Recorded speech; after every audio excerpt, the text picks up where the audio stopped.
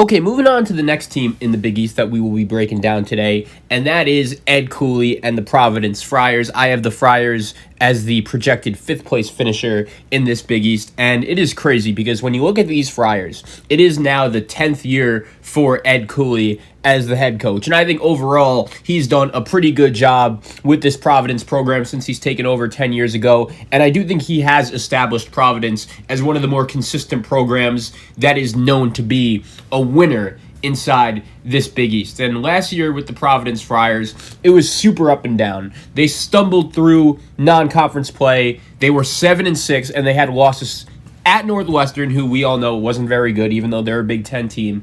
They lost to Penn at home. They lost to Long Beach State and Charleston at neutral courts. And after starting the season ranked 30th in KenPom, Providence was at 88 at one point last year. So far on the outside looking in at a potential NCAA tournament bid. So I remember after Providence lost those games to Long Beach State and Charleston, there were Providence fans saying, all right, our season's over. There's literally no reason at all for us to go out here and even try to make the NCAA tournament because, we lost to Long Beach State, we lost to Penn, we lost to Charleston. There's absolutely no way that we're going to be able to make up all those losses and somehow, some way put ourselves in a position to make the NCAA tournament.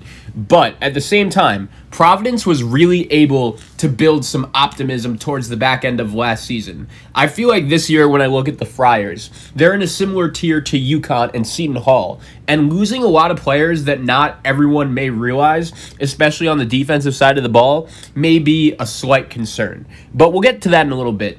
Providence was really good towards the back end of last season, and the team is really built around David Duke. He's a guy who took a huge step forward last season, and I do think another step forward would make him an elite college basketball player. And I do feel like elite teams need a guy who could create something out of nothing late in clock. And I do think when you look at that, all right, who is that guy going to be for the Providence Friars this season? I think it is only fair to assume that David Duke is going to be that guy. Last year, Duke, 12 points, 4 rebounds, 3 assists, a steal and a half per game. Really impressive numbers, was super consistent. So I think when you look at Providence players who could break out and really become elite this season, I would definitely have David Duke at the top of my list. But at the same time, I do think Providence does have concerns because they are losing a lot of pieces. The three main pieces they're losing, Alpha Diallo, Malik White, and Khalif Young. These were all three very important players on both sides of the ball, but most notably defense, and they're all gone. David Duke and Malik White were guys you could switch onto the other team's best perimeter player, and then we know about Alpha Diallo. He was a versatile defender and a great rebounder, and then also Providence lost Lawan Pipkins, who was terrible for the first half of the season when Providence was losing those games to all those bad teams, and he was great down the stretch, and he got buckets. I remember Providence had a game late last year against Villanova on the road, by the way, not even at home, on the road. And historically, Providence has had not too tough of a time beating Nova at home, but historically, it's not like Providence really has ever gone into Villanova and win. Like within the last 5-7 years since Ed Cooley and Jay Wright have both been at each school, I feel like Providence hasn't really been going on the road to Villanova and winning. And then somehow, some way, last year, Ed Cooley and the Providence Friars go on the road to Villanova and find a way to win. And Lawan Pipkins just went off in that game. He got buckets, and it's unfortunate that the grad transfer from UMass last year is gone. But the Friars have relied upon their scrappy and physical play to score baskets. The Friars have really relied upon their scrappy and physical play to score buckets and have won games on the defensive end over the last couple years. Last season, Providence led the Big East in offensive rebounding rate, and most of their baskets were because of trips to the foul line, post-ups, and slashes to the bucket. So one of the questions I have for this year's Providence team is, can the offense improve? Can I watch a Providence game and see them not fighting so hard to get every basket they could possibly can get on the offensive side of the ball? When Providence was rolling, when Providence was at their best last year, they ended the season on a 6-game winning streak. And Providence turned around because in mid-December, as I mentioned earlier, they had that poor 3-week stretch where they were awful. The other question I have is, will this defense hold when you plug in guys like Andrew Bynum and more minutes for Greg Gant and Noah Horchler? Because for me, we already mentioned David Duke. The two other most important players on this season's Providence team is AJ Reeves and Jared Bynum. When you look at those kind of guys, it's going to be interesting to see. All right, Bynum is very good, especially on the offensive side of the ball, especially coming from St. Joseph's, but how is he going to be able to do on the defensive side of the ball, playing in the Big East? Same with Noah Horchler, a guy who could really score, has solid size at 6'8", but he's transferring in from the University of North Florida. I'm curious to see how he is able to adjust and playing in the type of physical league that the Big East is. And that's another main question. Is the Providence defense going to be able to hold when they're plugging in guys like Bynum, Horchler, and Greg Gant, who we're going to get into a little bit? But the reason why I said this earlier, I think the two most important players for the Providence Friars this season are AJ Reeves, one guard, and Jared Bynum, the other.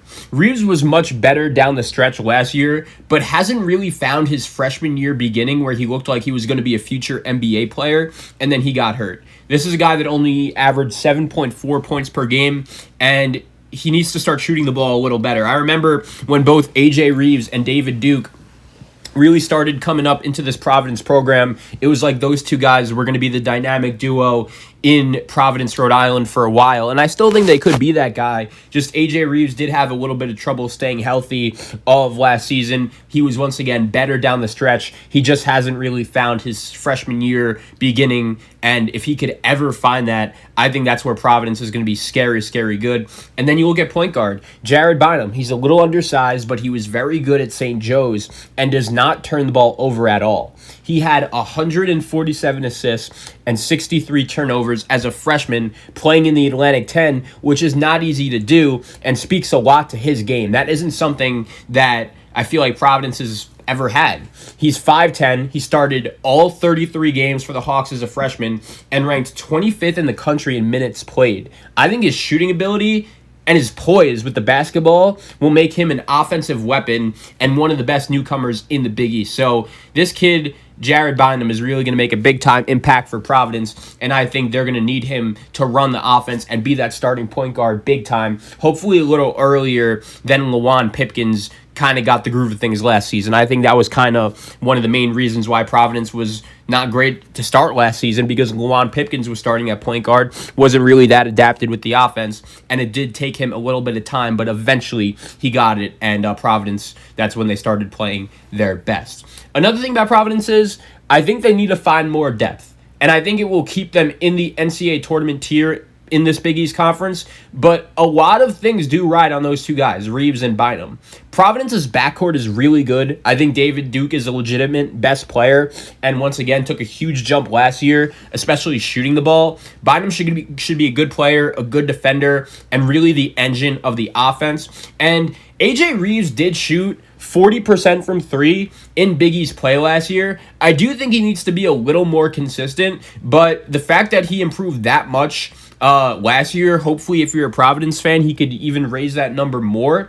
And AJ Reeves wasn't closing games last year because Malik White and Lawan Pipkins were on the floor. Malik White was so good on defense. As I mentioned earlier, Pipkins was literally carrying the team on the offensive side of the ball. But with both of those two guys gone now, AJ Reeves should get a legitimate chance and really be one of the main contributors for this Providence team. And when you look at the front court for this Friar team, it's interesting because Nate Watson, I feel like watching him last year, he was all right, but he was kind of a step slow after being hurt early, but he did really improve rebounding the ball. I feel like he has to stop fouling, and then once he figures out how to stay on the floor, that's when he's going to become a legitimate player. Consistency has really been an issue, really ever dating back to his freshman year. So I want to see like a 12-7 stat line for Nate Watson as a senior. Noah Horchler comes in from North Florida. He's a versatile scorer. He could block some shots. Right now, I project him as the starting four-man for Providence.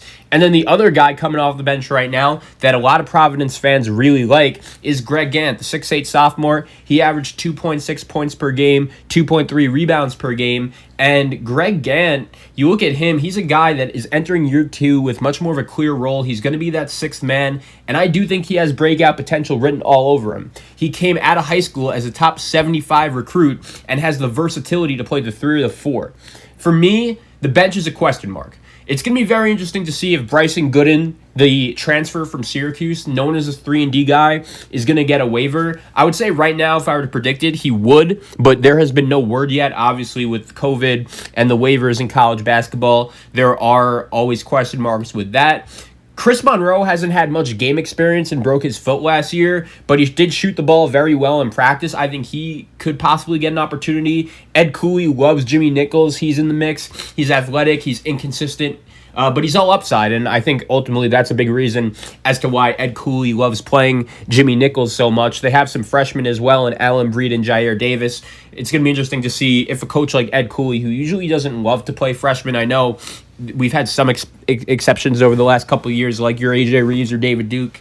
It's going to be interesting to see if either of those two guys, Breed or Davis, is able to get on the floor. And this Providence team led by David Duke, Reeves, Watson, Bynum, to be honest, if Providence didn't have such good coaching, I don't think I'd have them this high. But when you look at their roster, I believe in Bynum, I believe in Reeves, I believe in Duke. I think with this roster, Providence finds their way into the NCAA tournament as like a 10 seed, and they have a shot to be a much better offensive team than last season with the addition of Bynum, with the addition of Horchler, and the maturation of Duke and Watson. Defensively, the Friars will continue to play hard-nosed Ed Cooley basketball, using their length to its full advantage. Backcourt depth could overcome an issue later in the year, but Duke and Bynum have no issue playing in the high 30-minute mark every night. And even though, once again, their offense needs to improve and defense needs to stay on the same level, if those two things happen, that's ultimately where I'm going to say, okay, Providence is in really good shape. Because right now, I like the way they're built. When you look at the team on paper, the stat numbers aren't going to jump off at you as a team that, you're super excited about. But I trust the coach. I think they play fundamentally well basketball. And I have Providence finishing 5th in the Big East.